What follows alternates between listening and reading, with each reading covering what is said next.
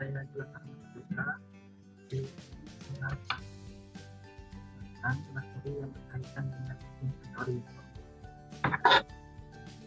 Inventory sendiri apa yang dikenal dengan persediaan itu diatur dalam PSAK 15 dalam Transaksi Keuangan 15. Untuk persediaan sendiri itu ada pada perusahaan dagang dan perusahaan manufaktur, perusahaan tidak terdapat persediaan. Langsung saja yang pertama itu persediaan pada perusahaan dagang berupa persediaan barang dagangan. Ini dimana merupakan persediaan berupa barang dagangan yang kita beli dari pihak lain yang dengan tujuan untuk kita jual kembali tanpa harus melakukan perubahan bentuk dari barang tersebut, dan ini merupakan hasil lancar yang mana kalau kita bertanya tentang manfaat, kita mendapatkan manfaat dari persediaan barang dagangan perusahaan, persediaan barang dagangan perusahaan yang kita miliki ini sudah terjual. Yang selanjutnya yaitu persediaan pada perusahaan manufaktur yang terdiri dari 3 persediaan. Yang pertama yaitu persediaan bahan baku. Untuk persediaan bahan baku atau raw material inventory merupakan persediaan berupa bahan yang akan kita proses menjadi barang jadi yang melalui proses produksi, di mana nantinya akan terdapat beberapa biaya seperti biaya tenaga kerja ataupun biaya operasi langsung. Misalkan ini kita ilustrasikan perusahaan kita itu perusahaan ekstraktif berupa pengolahan sawit. Jadi untuk persediaan bahan bakunya yaitu berupa kelapa sawit. Kemudian selanjutnya itu persediaan barang proses atau work in process inventory. Ini merupakan persediaan berupa barang dagang yang belum selesai pada saat proses laporan pada akhir periode laporan, dan ini memerlukan beberapa proses selanjutnya untuk menjadi barang jadi. Tujuan seperti diilustrasikan sebelumnya, kalau di perusahaan ekstraktif minyak sawit untuk persediaan barang dan hasilnya itu dapat berupa PO atau minyak mentah dari kelapa sawit, dari bahan baku kelapa sawit menjadi PO atau minyak mentah. Kemudian untuk yang ketiga itu persediaan barang jadi. Untuk persediaan barang jadi sendiri adalah persediaan yang berupa barang yang sudah siap untuk dijual pada pembeli ataupun kepada pemesan dari produk kita. Kalau dari ilustrasi yang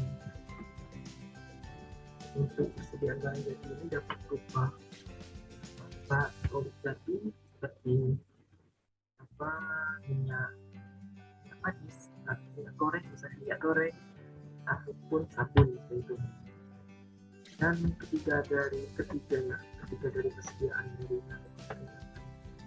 merupakan bagian nanti akan dilaporkan pada laporan. Kita lanjut. Yang kedua yaitu penentuan kuantitas atau unit barang dagangan. Penentuan kuantitas barang dagangan adalah menentukan jumlah unit yang masih kita pada akhir periode. Untuk penentuan kuantitas ini ada 2 sistem pencatatan. Yang pertama sistem pencatatan tervirtual. Sistem pencatatan tervirtual sendiri itu merupakan sistem pencatatan yang menggunakan kartu persediaan sebagai pembantu persediaan yang digunakan untuk mencatat setiap transaksi yang berhubungan dengan barang dagangan. Maka akan dapat jumlah kuantitas persediaan barang dagangan akan dapat dihitung setiap waktu. Jadi dalam sistem pencatatan tervirtual ini ada yang namanya kartu persediaan, di mana akan mencatat semua barang yang keluar, barang yang masuk di dalam gudang, sehingga setiap persediaan yang kita miliki di dalam gudang itu selalu terupdate. Di akhir periode juga dapat dilakukan atau perhitungan fisik untuk sistem pencatatan tervirtual. Ini digunakan untuk mencocokkan catatan yang ada pada kartu persediaan dengan jumlah yang ada di dalam gudang. Misalnya ada perbedaan antara catatan di kartu persediaan dengan perhitungan gudang, maka yang akan digunakan adalah perhitungan yang ada di gudang, karena itu menentukan nilai persediaan kita yang sebenarnya. Harus dilakukan penyesuaian. Yang kedua itu sistem pencatatan periodik. Sistem pencatatan periodik sendiri merupakan jumlah kuantitas barang dagangan pada periode baru dapat kita secara berusaha melakukan itu. Jadi akan istilah periode terhitung biasanya diberi jumlah berat dan kondisi untuk setiap jenis barang. Jadi kalau untuk sistem periode sendiri tidak menggunakan yang namanya kartu persediaan. Jadi di setiap akhir periode itu diharuskan untuk menghitung atau melakukan fisik terhadap jumlah persediaan yang kita miliki, dan ini nantinya akan dilaporkan dalam jumlah monetary unit. Yang ketiga itu permasalahan dalam penentuan kuantitas persediaan. Untuk itu pengakuan kepemilikan barang dalam permasalahan yang muncul terjadi masalah ini pada akhirnya barang dagangan seperti ini namun masih dalam hubungan sehingga barang dagangan tersebut belum sampai di gudang. Jadi ini disebabkan karena adanya pembelian barang yang sifatnya jauh, sehingga pada akhir periode pelaporan barang yang kita beli itu belum sampai di gudang kita. Jadi ada beberapa syarat kesepakatan yang mempengaruhi kapan peran kepemilikan barang dari penjual ke pembeli terkait dengan investasi yang sebelumnya. Yang pertama yaitu FOB shipping point, yaitu suatu syarat kesepakatan di mana kepemilikan atas barang dagangan sudah beralih dari penjual kepada pembeli sejak di gudang penjual, sehingga yang membayar biaya angkut adalah pembeli. Makanya kita buat ilustrasi baru untuk poin FOB shipping point. Maka perusahaan kita merupakan perusahaan yang dealer motor. Jadi kita membeli produk atau barang itu di Jakarta. Jadi karena kita memperhatikan shipping point, sejak motor itu keluar dari gudang penjual itu sudah menjadi tanggung jawab kita, dan saat laporan itu sudah boleh kita ambil sebagai persediaan kita. Jadi semua biaya angkut atau biaya pun yang lain-lain itu menjadi tanggung jawab pembeli sejak motor yang kita beli itu sudah keluar dari gudang penjual. Selanjutnya itu ada di destination point, adalah suatu syarat kesepakatan di mana kepemilikan atas barang dagangan baru beralih dari penjual kepada pembeli setelah barang tersebut sampai di gudang pembeli, sehingga biaya yang berbeda dan biaya lain itu semuanya ditanggung oleh penjual. Masih sama seperti ilustrasi yang sebelumnya, kita membeli motor, tetapi pada akhir periode saat motornya belum sampai di gudang kita, itu kita akui sebagai persediaan, dan semua biaya yang terkait dengan pengiriman dan lain-lain itu semuanya ditanggung oleh penjual. Seperti yang menjadi artikel itu. Dan kapan sih kita mengakuinya sebagai persediaan kita? Yaitu saat motornya sudah sampai di gudang kita, sudah nyampe di gudang kita di Bengkulu. Yang kedua itu berkaitan dengan barang konsinyasi. Barang konsinyasi atau yang biasa dikenal dengan barang titipan, ini merupakan barang dagangan milik perusahaan lain atau orang lain yang dititipkan kepada perusahaan kita untuk dijualkan. Ini banyak terjadi. Ini contohnya di lingkungan kita ada beberapa orang yang menitipkan produknya seperti donat, keripik ataupun kerupuk itu di beberapa warung, dan itu sifatnya barang titipan dan tidak bisa kita akui sebagai persediaan, karena itu masih milik dari perusahaan pemilik atau perusahaan pembuat. Ada beberapa keuntungan sih dari barang konsinyasi. Yang pertama itu kita mendapatkan nilai atau keuntungan selisih dari harga penetapan penjual dengan harga jual yang kita miliki. Bahkan penetapannya 800 dan kita jual itu 1000, tapi 200 itu menjadi keuntungan. Yang kedua yaitu tidak adanya peralihan risiko dari penjual ke kita, ke perusahaan kita. Jadi untuk semua risiko yang berkaitan dengan barang konsinyasi itu masih dimiliki oleh penjual. Selanjutnya keempat itu metode penilaian persediaan. Penilaian persediaan adalah menentukan nilai persediaan barang dagangan akhir yang akan disajikan sebagai nilai persediaan barang dagangan pada posisi keuangan perusahaan. Ada beberapa metode. Yang pertama itu metode harga perolehan. Yang pertama itu metode harga perolehan. Nilai yang menggunakan harga perolehan artinya nilai persediaan akhir dihitung dengan mengalihkan unit yang bisa dikalikan harga perolehan unit.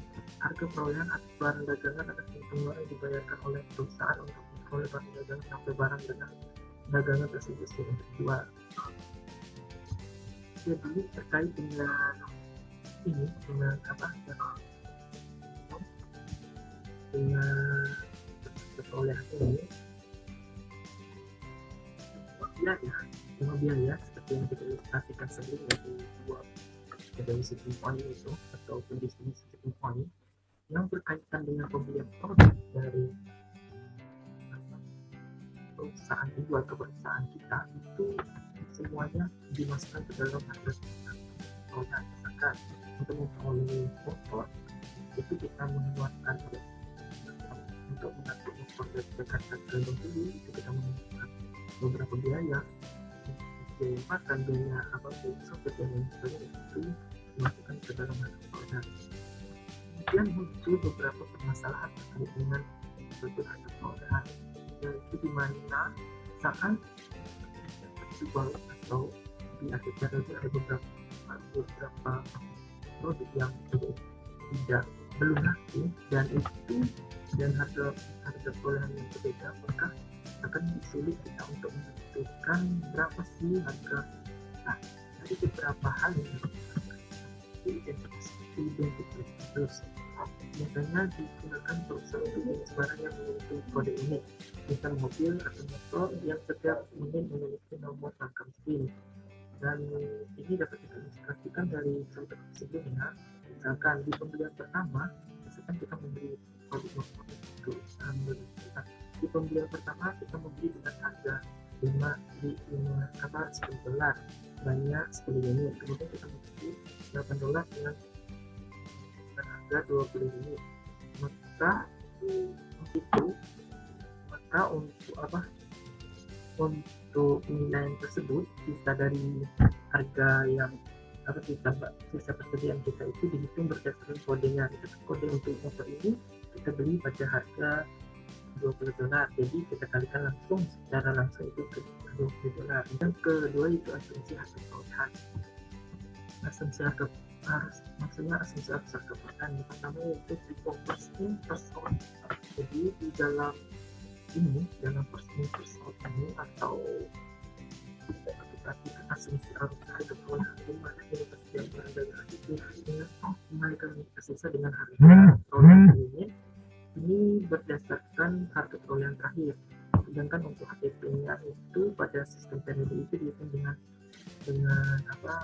kecil COGS dengan ending inventory.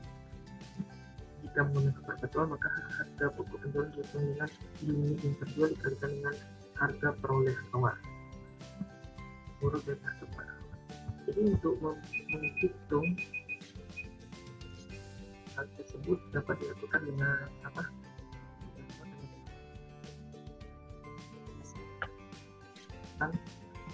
perolehan awal, yaitu berkaitan dengan kalau kita sebut soal atau soalnya bagaimana kita sebut data akhir yaitu dengan mengaitkan dengan harga perolehan terunit.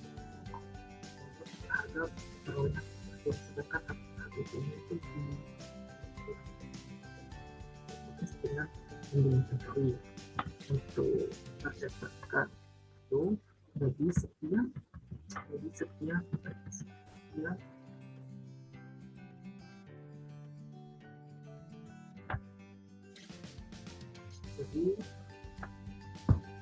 sendiri itu adalah asumsi harga perolehan awal harga perolehan di mana kita sedang pada data akhir itu dengan mengalihkan unit tersisa dengan harga perolehan per unit. Kali ini dikalikan dengan urut harga perolehan dari awal. Nah, untuk menghitung apa yang kita miliki itu dinilai berdasarkan harga perolehan awal seperti ilustrasi sebelumnya, itu dikalikan dengan 10. Kemudian average untuk atau rata-rata. Untuk rata-rata yang pertama ada rata-rata sederhana, yang kedua ada rata-rata sederhana.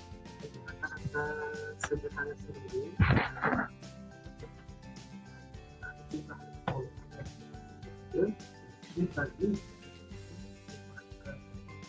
jumlah perolehan yang pertama ini dari kita ada 10 dan 20 dikatakan jadi 30. Untuk yang perubahannya ada 2 kali, jadi dibagi 2. Untuk rata-rata tertimbang atau weight average itu LDS dibagi total unit atau besar. Nah, untuk ini yang pertama LDS itu kita kan yang pertama 10 dengan 10, jadi hasilnya 1. Untuk kemudian kita beli lagi 20, artinya kita beli lagi 5 dengan harga 20, 5 kali 2 1 juta. Itu untuk itu untuk total labor. Pertama kita beli pertama adalah 10 dan ini untuk konten kedua banyak ini, jadi itu sebesar 15 untuk total unit labor pertama. Ya, ini materi dari saya. Saya berharap tidak salah. Saya